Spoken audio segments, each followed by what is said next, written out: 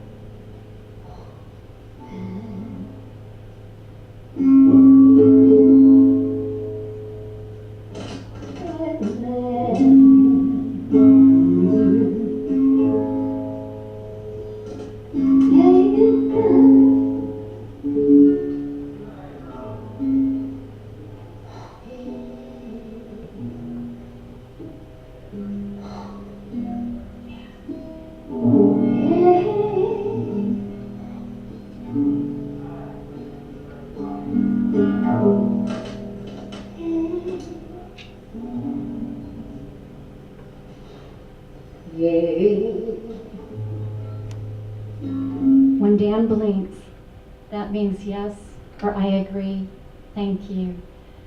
Our soul's reaching out and connecting and knowing you're not alone.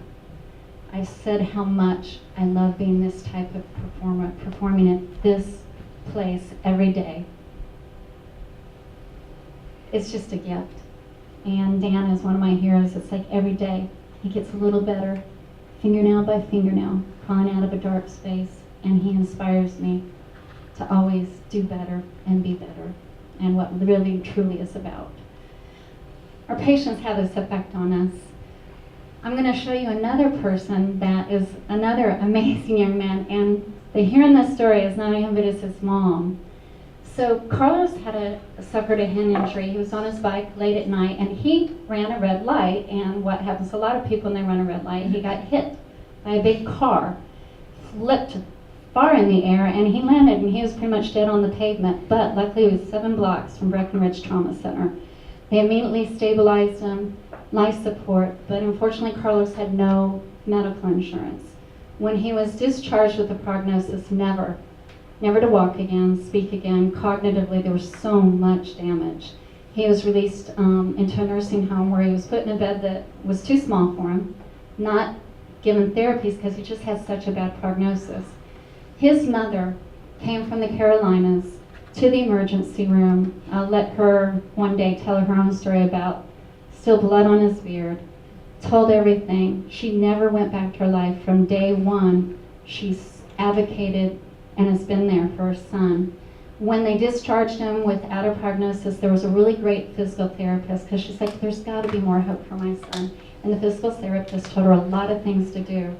But at the nursing home, of course, she wasn't allowed therapy, so she went in after hours when all the staff there mainly spoke Spanish, which she did, and she did these things with her son, and he started to improve. But improvement for a head injury patient often doesn't have rosy cheeks to it. He started getting angry and aggressive, so he got kicked out because this nursing home wasn't prepared to deal with that. But Dr. Mullerch and the team down at Texas Neuro Rehab, they did get some funding. He got some really good help. By the time he was referred to me and they found out about me, he came and he was moving like this, like a robot, and his arm would go up and he has all this tone. Well, I've had enough experience, as you know, with music and what we know we can do. I called in Don Jolly again, a really great physical therapist, and I knew what to do. And we got Carlos moving, so he was moving, doing this, his legs were going, we sped him up. This event, we did the Nike Human Race Run, 10K, and we just passed by 3 blocks from the place where he had died on the pavement. And it was such a moment of victory. And I just have to tell you, as you speed people up, their motor system works better. You can't just get there. You have to work very carefully to get there. But then what happens is they start to think faster. They get more cognitive stimulus. So all of a sudden in training, Carlos and I are running, and he could barely talk. He was like a deer in the headlights. And we're running, and there's a storm coming in on the hike and bike trail. And he looks up the sky, and this guy really talks. He goes, wow, I never realized how deep, beautiful the sky is until you see the dark clouds. I just was floored. It was the beginning of a whole new cognitive awakening for Carlos. So I want to show you some other things that Carlos has been achieving. Again, check those possibilities. Change the environment, you're going to achieve some impossible things. Carlos has done this. This is his son Jacob. Jacob was 2 years old at the time of the accident. This is another run we did, the Trail of Lights. He throws Jacob up on his shoulders. Jacob very proud of his father. We're all very proud of this whole family. Let's go, and I want the Hill Country Ride for AIDS.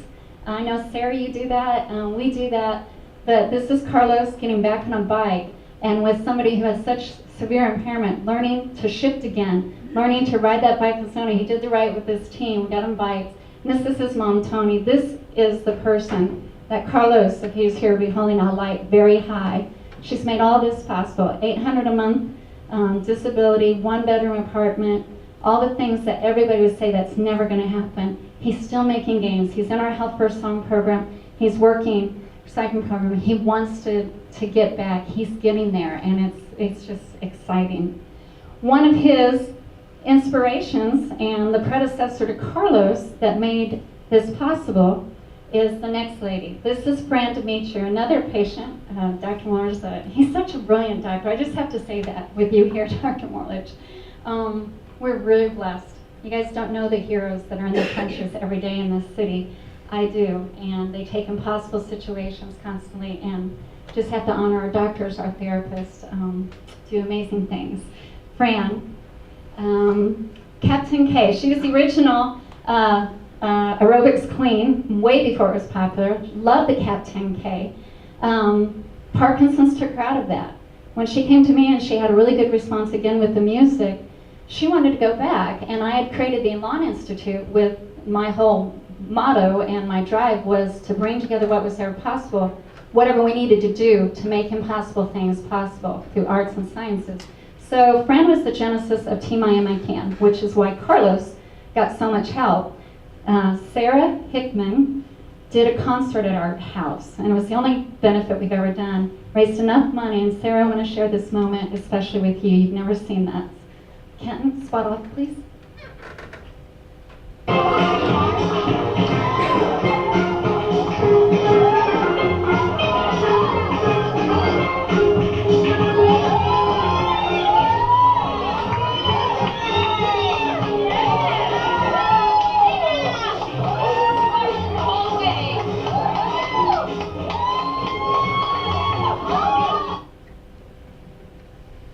That was such a beautiful moment.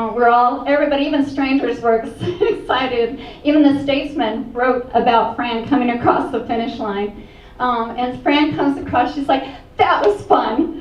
That was really, really fun. And this is Sage 78, 15 years after the diagnosis of Parkinson's disease. She is the reason we had the team. Matter of fact, Carlos came to me because one of the other gals in our teams, Marianne, knew them, they invited him. That's how I met Carlos. And so with the funding and the things we did with the team, that's how we helped Carlos. And he's inspired a whole new generation. We have people and people always joining Team I Am I Can. That's our nonprofit here. We do this over and over, but little Fran's story, I just can't help but share. And Sarah, I'm really glad you're here because I never got to see that you were a big part of making this possible too. The next story goes into one of the diagnoses that most people think about this. When they think music therapy, this is what they really think of, working with depression. And this is another type of depression. I talked about the type of depression that is a normal response to abnormal situations, but this isn't a normal response.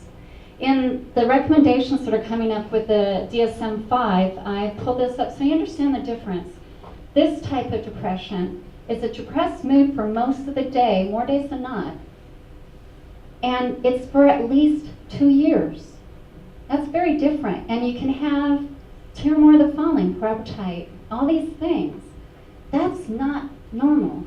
And this is the type of depression. Dr. Weigel had our therapist as part of a team, and that really takes a lot and is something really powerful in a life to overcome. So I want to talk about Sally.